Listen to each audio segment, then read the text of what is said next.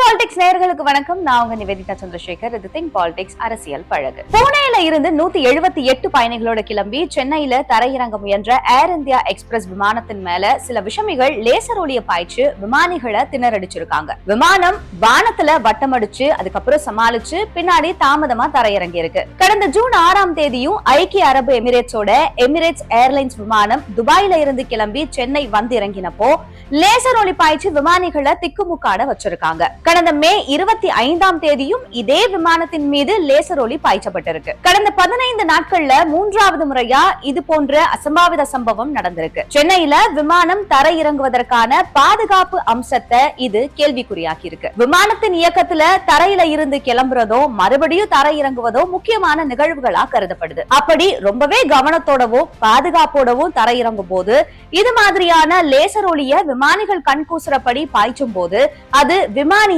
நிலைக்குலைய செஞ்சு பயணிகள் மற்றும் விமானத்தோட பாதுகாப்புக்கே அச்சுறுத்தலா அமைஞ்சிடும். இந்த சம்பவம் பத்தி காவல்துறை வழக்கு பதிவு செஞ்சு விசாரிச்சு வரதா கூறப்படுது.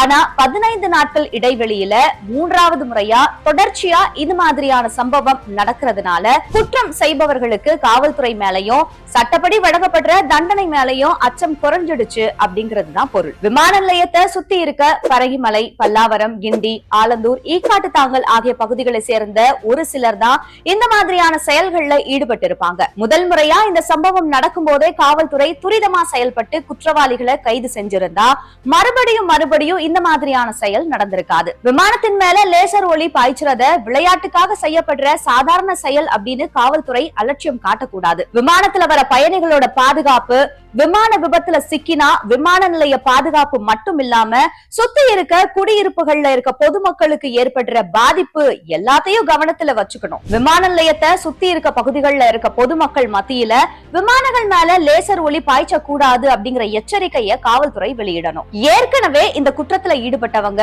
அவங்களா முன்வந்து காவல்துறையில சரணடையும்படி அறிவிப்பு வெளியிடுவதோட தவறினா அவங்கள தேடி பிடிச்சு கைது செய்து உரிய தண்டனை பெற்று தர வேண்டும். அப்போதான் இது மாதிரியான சம்பவங்கள் இனியும் நடக்காம தடுக்க முடியும். விமானம் தரையிறங்குதல் மற்றும் விமான பயணிகளோட பாதுகாப்புல நாம அலட்சியம் காட்டுறது சர்வதேச அளவுல நம்ம நாட்டை குறைச்சு மதிப்பிடவும் வழிவகுத்துடும் அப்படிங்கறதையும் மனசுல வச்சுக்கிட்டு காவல்துறை கூடுதல் முக்கியத்துவம் அளிச்சு குற்றம் செய்தவங்களை கண்டறிஞ்சு சட்டத்தோட முன்னாடி நிறுத்தணும். இது திங்க் பாலிடிக்ஸ் அரசியல் பழகு.